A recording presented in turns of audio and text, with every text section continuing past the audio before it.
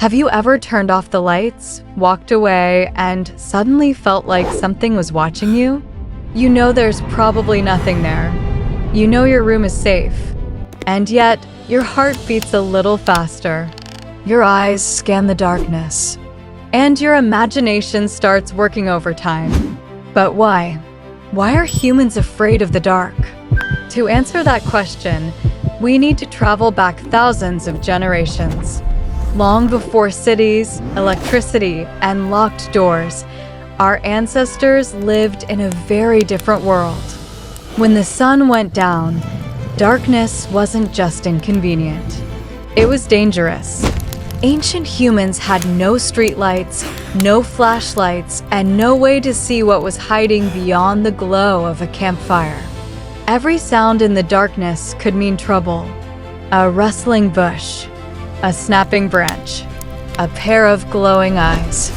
Predators often hunted at night.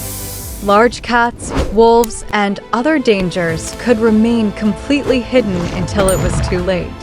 For our ancestors, darkness meant uncertainty, and uncertainty could mean death. Imagine hearing a strange noise in the night. Maybe it's just the wind. Maybe it's a harmless animal. Or maybe it's a predator. If you ignored the sound and guessed wrong, the consequences could be fatal. But if you reacted with caution, even when there was no danger, you survived. Over thousands of generations, evolution favored the cautious. The humans who were alert at night survived more often.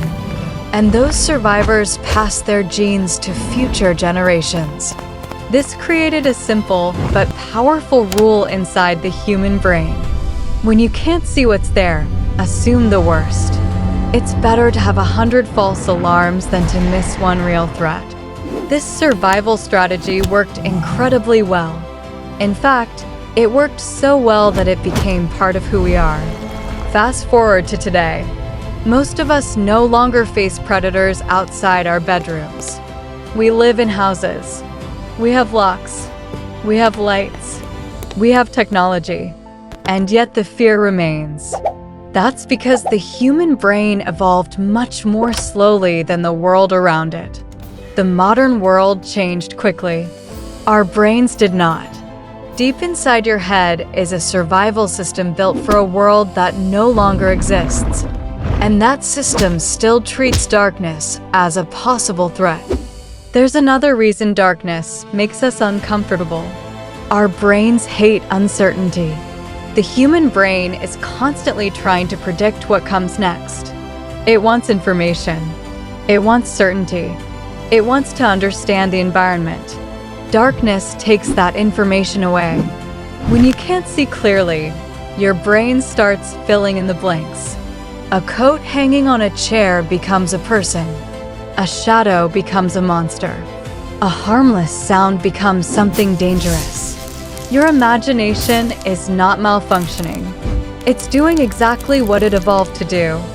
The brain would rather imagine danger that isn't there than ignore danger that is. Children often experience this fear even more strongly. That's because they have vivid imaginations and less experience separating real threats from imagined ones. But adults aren't very different. Many people still feel uneasy walking through a dark house at night. Many still glance over their shoulder when climbing dark stairs. Many still feel relieved when they turn on a light. The fear of darkness is one of the most common human experiences, and it exists across cultures all over the world. But here's the interesting part. Darkness itself is not what we're afraid of. Darkness is simply the absence of light. What we're really afraid of is the unknown. The darkness hides information, and the human brain has always been suspicious of things it cannot see. In many ways, fear of the dark is not a weakness. It's a survival tool. For countless generations, it helped humans stay alive. It encouraged caution. It increased awareness. And it protected our ancestors from real dangers. So the next time you feel uneasy in a dark room, remember this. You're experiencing an ancient survival instinct. A message from ancestors who survived dangerous nights long before modern civilization existed. The darkness hasn't changed, but your understanding of it can, because the fear you feel today is part of a story millions of years old. A story of survival. A story written by evolution. And a story that still lives inside every human brain.